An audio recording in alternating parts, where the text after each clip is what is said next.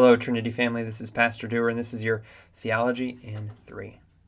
I'd like to talk today about King Herod and his reaction to the visit of the Magi in Matthew chapter 2. In Matthew 2, we read that Herod, he's a bit of a monster. He goes and he murders an entire village worth of children and toddlers and infants. And that's pretty terrible. And as we read through the story, I'd like to look at maybe why Herod is called Herod the Great, but also why he's a monster in the text and the villain of the story. Josephus, the first century Jewish historian, records much of Herod's life. And I'd like to comment on a few high points for Herod so that we know maybe why he made the decisions that he did. Herod and his family were up-and-coming political and military leaders in Israel in the 1st century BC. They sided with Rome in several conflicts, which allowed them to gain power and prestige. Herod, in particular, was given authority in the region of Galilee, and he collected taxes and put down revolts at that time and in that place. As he was successful there, he was given more and more responsibility. And in 40 BC, he encountered a revolt from a guy named Antigonus. He was the nephew of the vassal king in Jerusalem. This guy, Antigonus, sided with Parthian kingdom and brought in Parthian troops to come and help him deal with this revolt. And so Herod, he ends up fleeing for his life and beating down the rebellion. He's very instrumental in the success of putting down this rebellion. But at the end of it, he goes to Rome to get help from Rome. And while there, in the capital of the empire, he is given authority to be king in Jerusalem and in Israel. Not an absolute monarch, instead a vassal king, but he was given power to pretty much do almost anything that he wanted. While king, Herod built a great many things, and this is why he's called the Great. Herod built the port city of Caesarea Maritime, made it one of the biggest port cities on the eastern Mediterranean coast. He also built the Jewish temple. The temple was there, but he refurbished it, and he built a massive platform that still exists today.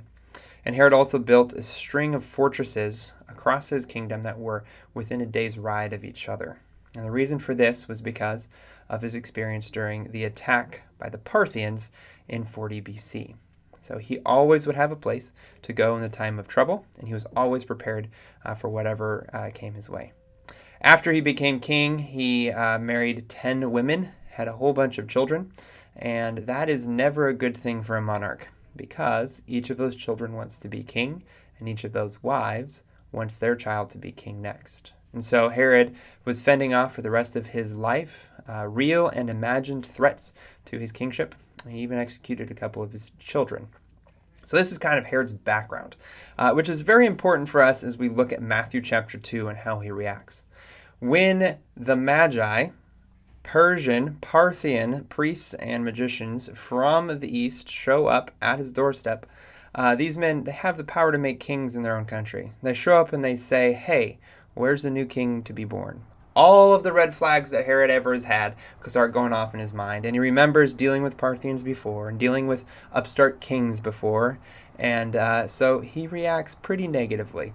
He hears their story. He tries to trick them into revealing where the location of the king is. When that doesn't work, he acts swiftly and decisively and murders all of the children under the age of 2 in Bethlehem. So truly a horrible, horrible thing. But what's interesting to me is if we understand the historical context, we can understand why he makes the choices that he does. We can understand where he's coming from. He's afraid for his throne, for good reason. His past is checkered with all of these events that would be a threat to him. And so he reacts as he does. And I think what's actually scarier than the murder of the innocents is the reality that we can understand where Herod is coming from. We can look at it and say, oh, I kind of get this. We condemn him, but we also understand. And that's scary because what it does is it shows us that we too have great capacity to sin, that we too could become a monster given the right circumstances.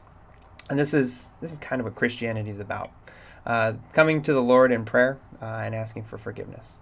And so what I'd like to do today is I'd like to read the words, the prayer of another murderer, King David. This comes from Psalm 51. So what I'd like to do today is prayed the prayer of another murderer, King David. Have mercy on me, O God, according to your steadfast love. According to your abundant mercy, blot out my transgressions. Wash me thoroughly from my iniquity, and cleanse me from my sin. I pray you have a blessed rest of your day.